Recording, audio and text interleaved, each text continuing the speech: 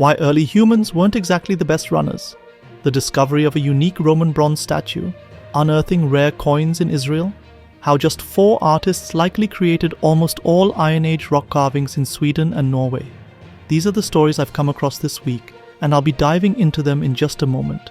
As always, you'll find all the sources in the video description. The online magazine Archaeology News has reported on why early humans weren't exactly the best runners. The hominid species Australopithecus afarensis is best known from the discovery of Lucy, who lived about 3 million years ago on the East African plains. In a new study that's just been published, researchers looked into how these early humans moved around. They were already able to walk upright, but a lot of details were still unclear. Thanks to advanced 3D modeling techniques, they uncovered several new insights. Their running skills were noticeably weaker than those of modern humans.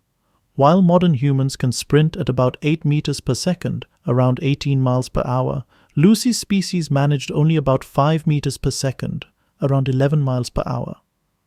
They also needed between 1.7 and 2.9 times more energy than we do when walking upright. The study also examined the reasons why they were at a disadvantage compared to Homo sapiens.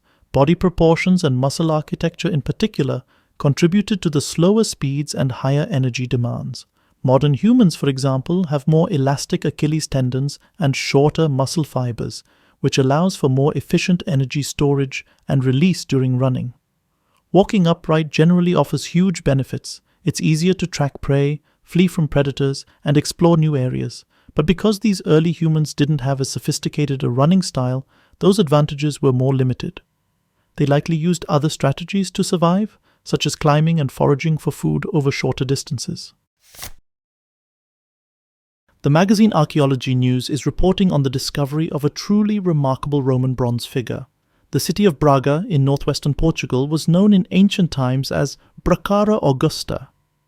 That's where archaeologists recently found this unusual, quite possibly unique piece dating back to the 2nd century AD.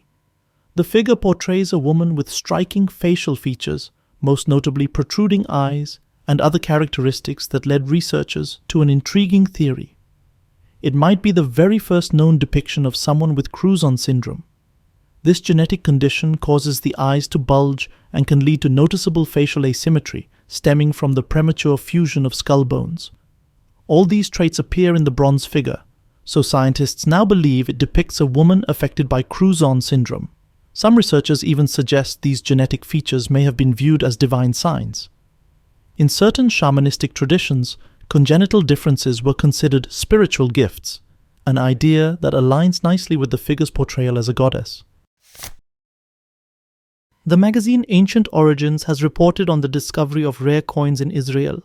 The Hasmoneans ruled the last independent Jewish kingdom before it fell to the Roman Republic.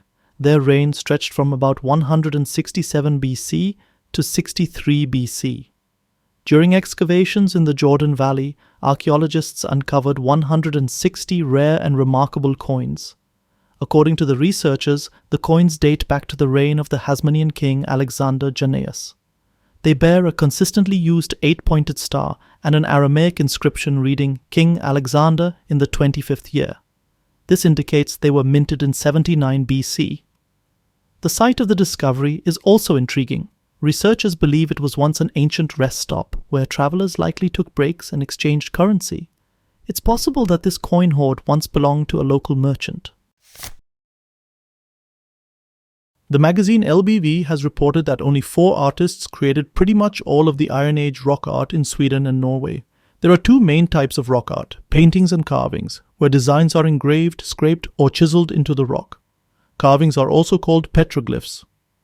A new study examined petroglyphs in Norway and Sweden. While previous research often dated them to the Stone or Bronze Age, this latest study suggests most of these carvings were made later. The deep, precise lines point to the use of iron tools, so they likely date from the Iron Age. Researchers have managed to narrow it down to around AD 400.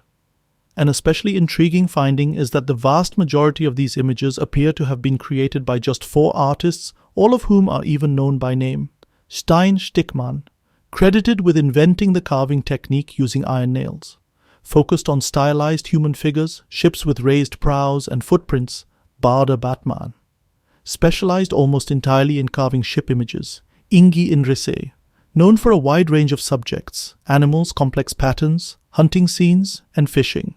His works have been discovered across a large geographical area, Odde Omrisser, notable for introducing a three-dimensional approach to carving.